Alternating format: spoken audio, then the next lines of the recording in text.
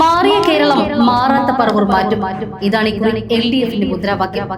കാൽ നൂറ്റാണ്ടിന്റെ ഉറപ്പായ പറവൂരിന്റെ സ്വന്തം BD സതീശനെ തോൽപ്പിക്കാൻ കച്ച കെട്ടിയിറങ്ങിയ ടൈസൺ മാഷിനോട് ഞങ്ങൾക്ക് ചോദിക്കാനുള്ളത് ഇതാണ്. കയ്പമംഗലത്ത് താങ്കൾ എന്താണ് മാറ്റിയത്? 10 വർഷം MLA ആയിരുന്ന ആ മണ്ഡലത്തിൽ ഹാർബർ പണി പൂർത്തിയായോ? കടൽ ഭിത്തി പണി തീർന്നോ? റോഡുകൾ ശരിയായോ? പാലങ്ങൾ പൂർത്തിയായോ? അഴീക്കോട് മുനമ്പം പാലം ഇന്നും എന്തുകൊണ്ട് പാതിയിൽ നിൽക്കുന്നു?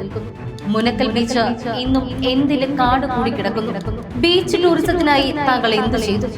സ്വന്തം വികസനം കാണിക്കാൻ ഒന്നുമില്ലാത്തത് കൊണ്ടാണോ കൊടുങ്ങല്ലൂർ താലൂക്ക് ആശുപത്രിയുടെ ഫോട്ടോ വെച്ച് വരെ വോട്ട് ചോദിക്കേണ്ടി വന്നത്? സ്വന്തം മണ്ഡലത്തിൽ ഒരു കല്ലെങ്കിലും വെച്ചിട്ടില്ലാത്തവർ ഇപ്പോൾ പറവൂരിനെ വികസിപ്പിക്കും എന്ന് പറയുന്നു.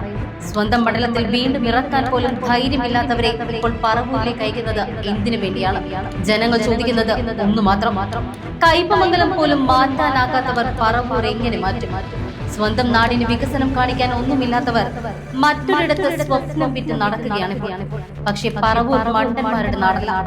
ഇവിടെ ജനങ്ങൾ ആളെ നോക്കും, പ്രവർത്തനം നോക്കും, വാക്കല്ല വസ്തുത നോക്കും. പറവൂരിന് പരീക്ഷണം വേണ്ട, പരിചയസമ്പന്നനായ കൈയാണ് വേണ്ടത്. അതുകൊണ്ട് പറവൂർ വീണ്ടും BD സതീശനൊപ്പം തന്നെ.